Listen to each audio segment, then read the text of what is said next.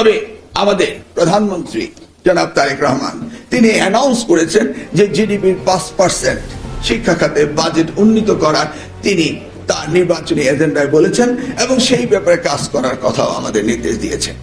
কিন্তু আমরা কি 5% প্রথমবারই নিতে পারবো?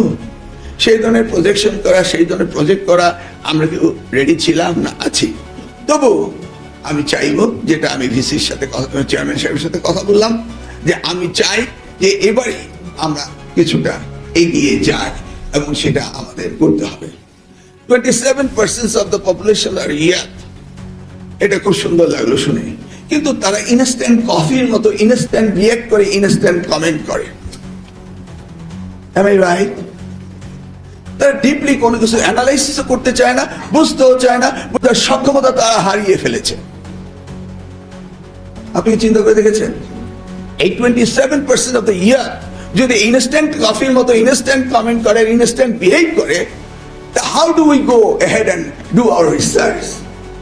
তাই না? এজন্য ফেসবুকে লাইক দেখার একটা স্বপ্ন আর ভাইরাল হওয়ার একটা ব্যাপার হয়ে দাঁড়িয়েছে আজকে আমাদের ইয়াং জেনারেশন।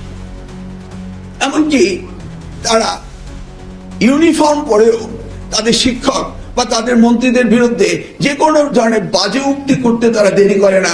তার মানে কোথায় আমরা আমাদের ইয়াং জেনারেশনকে নৈতিকতা বিবর্জিত জায়গায় আমরা নিয়ে যাচ্ছি? We don't control anything, but we are hoping যে আমাদের এই ইয়াং জেনারেশনরাই আমাদের ডেমোগ্রাফিক ডিভিডেন্ড পে করবে। We may have more 20 years before it becomes a liabilities, but in the meantime we are not doing anything to go ahead. আজকের অনুষ্ঠানটি এতটা গুরুত্বপূর্ণ যে আমরা এই ইন্টারন্যাশনাল ইন্টেলেকচুয়াল প্রপার্টিতে আমাদের শরীকদারিত্ব এতটাই পিছিয়ে গিয়েছি যে আমরা সেখানে নেই। আমরা ব্রেইন ড্রেনের কথা বলছি, আমরা দেখছি আমাদের ইন্টেলেকচুয়াল প্রপার্টি অন্য দেশে গিয়ে রেজিস্ট্রেশন ট্রেডমার্ক পাচ্ছে, কিন্তু আমরা আমাদের দেশে তা করতে পারছি না। Lake of the administration procedure, তাই নয় কি? এই জিনিসগুলোই তো আজকের প্রধানমন্ত্রী গুরুত্ব দিয়ে এটাকে অ্যাড্রেস করেছেন। আমি এই কথাগুলো আগে বলতাম, আমরা কিভাবে এই ইন্টেলেকচুয়াল প্রপার্টিগুলোকে রিভার্স করে আমাদের দেশে নিয়ে আসতে পারি। So it is a reverse brain ড্রেনের তো আমাদের প্রয়োজন রয়েছে।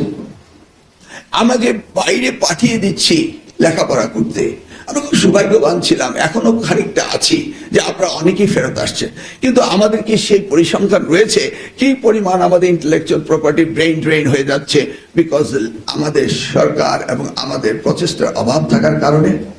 How do we go ahead? খুব খুশি হয়েছি এবার মাননীয় প্রধানমন্ত্রী ইন্টেলেকচুয়াল প্রপার্টিতে যে ইনোভেশনের সাথে স্পোর্টসকেও তিনি একত্রিত করেছেন। Do we have that share, internationally market share, in proportion with our population? No, we don't have it. অতএব আমাদেরকে সেই উদ্যোগটা নিতে হবে, সেই দিকে এগিয়ে যেতে হবে, এটার কোনো বিকল্প হতে পারে না। আমি এখানে আসার পর একজন সাংবাদিক এসে আমাকে একটা প্রশ্ন করলেন যে স্যার, যাওয়ার সময় আমি আপনার একটা ইন্টারভিউ নেব। আমি ইউজুয়ালি ইন্টারভিউকে খুব অ্যাভয়েড করি, কিন্তু তারপর দেখতে পাই যে আমার নিয়ে আলোচনা সবচেয়ে বেশি হচ্ছে।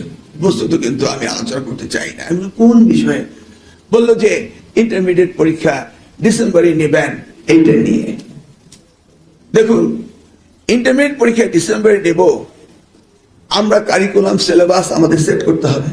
কিন্তু যখন আমি দেখি যে পরীক্ষা হয়ে গেল 2025-এ জুনের শেষের দিকে বা জুলাইতে, 2025-এ এইচএসসি ইন্টারমিডিয়েট, সেই রেজাল্ট হলো অক্টোবরের মাঝামাঝি, আর জানুয়ারিতে এসে বিশ্ববিদ্যালয়গুলো তাদেরকে ভর্তি হওয়ার জন্য ডাকলেন। গতকাল দেখলাম ন্যাশনাল ইউনিভার্সিটি তাদের ভর্তি হওয়ার জন্য পরীক্ষা নিচ্ছেন।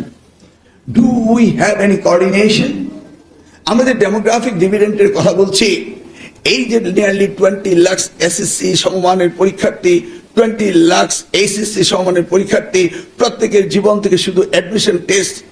এই কারণে আউট অফ দ্য সিলেবাস শেষ করার পরও আমরা জাতির কাছ থেকে 20+20 লক্ষ বছর আমাদের সিস্টেমের কারণে চলে যাচ্ছে, আমাদের ডেমোগ্রাফিক ডিপেন্ডেন্ট থেকে চলে যাচ্ছে। আমরা কি একবারও খেয়াল করে দেখেছি? না।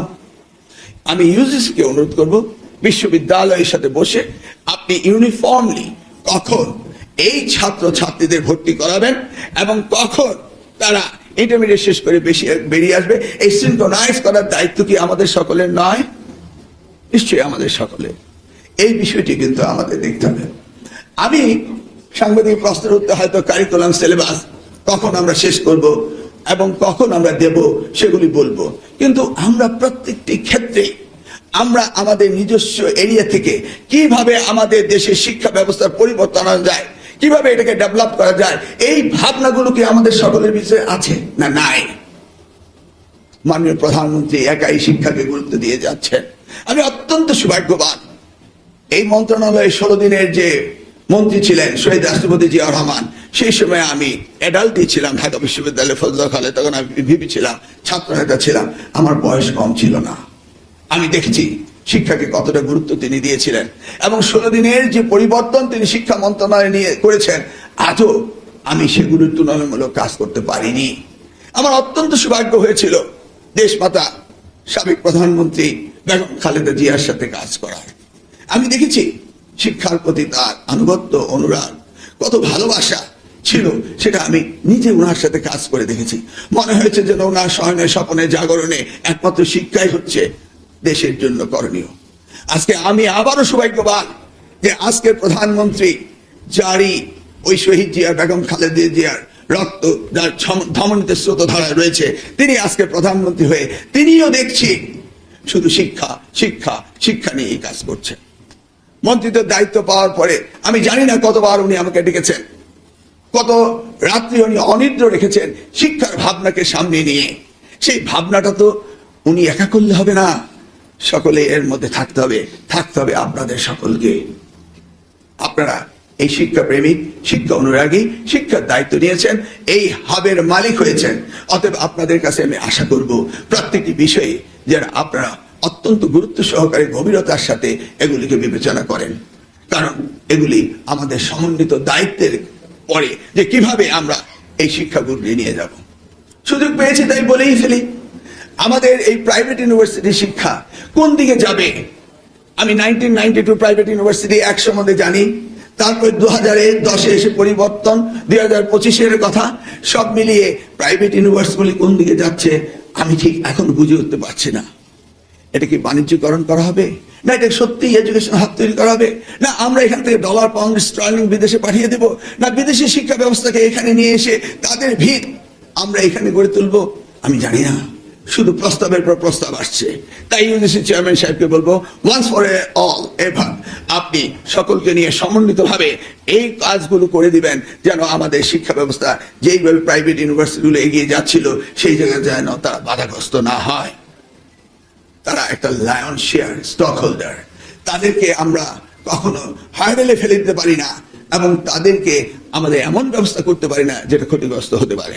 আমি দেখেছি বারবার পরিবর্তন হচ্ছে এবং যার যার মতো নতুন নতুন আইন বানানোর চেষ্টা করছেন এবং যার যার মতো কানেকশন দিয়ে যা যা ইচ্ছে তা করার চেষ্টা করছেন।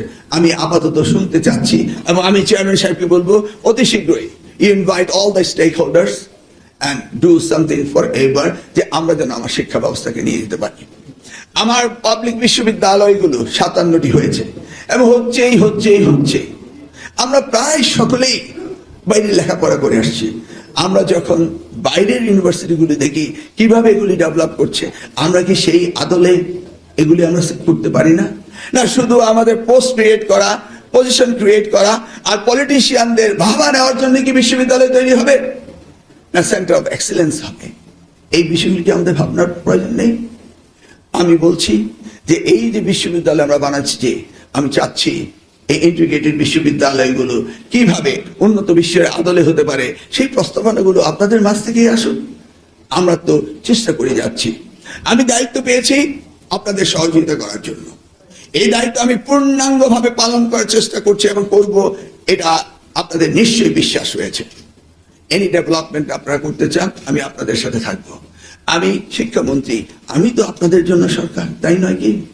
আসুন আপনাদের ভাবনাগুলোকে একত্রিত করে আমাদের এই হায়ার এডুকেশনকে কিভাবে আজকের এই যে প্রেজেন্টেশন রইল, এমন একটি জায়গা নেই যে বাদ রয়েছে। আমি সেই সমস্ত টার্মিনোলজি ব্যবহার করতে চাইনি, কিন্তু বেকারত্বের কারখানাকে আমরা তৈরি করতে পারি? এই যে উনি ইন্ডাস্ট্রি একাডেমির লিঙ্কেজের কথা বললেন, আমরা কি সেই জায়গায় যাচ্ছি? সেইভাবে কি আমরা কোর্স কারিকুলাম গুলো দিচ্ছি? কিছু কিছু জায়গায় হচ্ছে, কিন্তু পাবলিক ইউনিভার্সিটি গুলো সেদিকে পিছিয়ে আছে। ডিগ্রি কলেজগুলো ন্যাশনাল বিশ্ববিদ্যালয়ের আন্ডারে মনে হচ্ছে যেন যা ইচ্ছে তাই করলেই বোধহয় তারা সন্তুষ্ট হয়ে যান। যত বেশি আমরা সাবজেক্ট দিতে পারি, এটা মার্কেট ড্রিভেন হবে কি হবে না সেটার জন্য আমাদের কোনো উৎসাহ উদ্দীপনা নেই। সকলে মিলে যদি লাগামহীন ভাবে আমরা চলতে থাকি তাহলে তো হবে না। আমাদের অ্যাক্রেডিটেশন কাউন্সিল রয়েছে, 2 মাস পার হয়ে গেল, দেখতে পাইনি অ্যাক্রেডিটেশন কাউন্সিল তেমন একটি কাজ করছে। আমার ব্যস্ততার কারণে আমি সকলের দ্বারে যেতে পারিনি, কিন্তু আমি চেষ্টা করছি প্রতিনিয়ত প্রত্যেকটি বিষয় অ্যাড্রেস করার জন্য। আপনাকে এটাও ভাবতে হবে, ইটস এ বিশাল মন্ত্রণালয়, nearly 4 million involve in this ministry, তাই না? সেই জায়গায় আমি দেখতে চেয়েছিলাম সব উদ্যোগে আপনাদের কে কি করছেন। সেই জায়গাতে যখন আমি গাঁটতে দেখি তখন আমি নিরাশ হই। আমি যেন নিরাশ না হই, আমার উদ্যম এবং আমি যেন কাজ করতে পারি, সেই জন্য আপনাদের সকলের সহযোগিতা কামনা করছি। আর সহযোগিতা আপনাদের করতেই হবে, কারণ আমি কিন্তু আপনাদের দৌড়ে কাছে চলে যাব, জানতে চাইবো কি করছেন। আজকের এই অনুষ্ঠানে এই আমার ইন্টেলেকচুয়াল প্রপার্টি সব এখানেই রয়েছেন, তাদেরকে দেখে আমি কিছুটা গাইডলাইন দেওয়ার চেষ্টা করলাম যে আপনারা চুপচাপ থাকলে চলবে না, আপনাদের সকলকে এগিয়ে আসতে হবে। Yes, I am monitoring everything, but আমার দুর্বলতা থাকতে পারে, কিন্তু আমার ইচ্ছার কোনো অভাব নেই। আমার সদিচ্ছা রয়েছে এই বিষয়ে কাজ করা, এবং আল্লাহ রাব্বুল আলামিন সেটা কবুল করেছেন বলেই মাননীয় প্রধানমন্ত্রী আমাকে এই দায়িত্ব দিয়েছেন। আসুন আমরা সকলে মিলে এই কাজটা করি। আর ইন্টেলেকচুয়াল প্রপার্টি ডেভেলপমেন্ট করার জন্য আপনাদের যে ইনোভেটিভ আইডিয়া রয়েছে সবগুলো মিলিয়ে আমরা যেন এর একটি প্রতিযোগিতার ব্যবস্থা করতে পারি, এবং আগামী এই দিবসে যেন আমরা জানতে পারি আমাদের এই প্রপার্টি কতটা বাড়লো আর আগামী দিনে কতটা হবে। এই বলেই আমাকে নিমন্ত্রণ করলেন।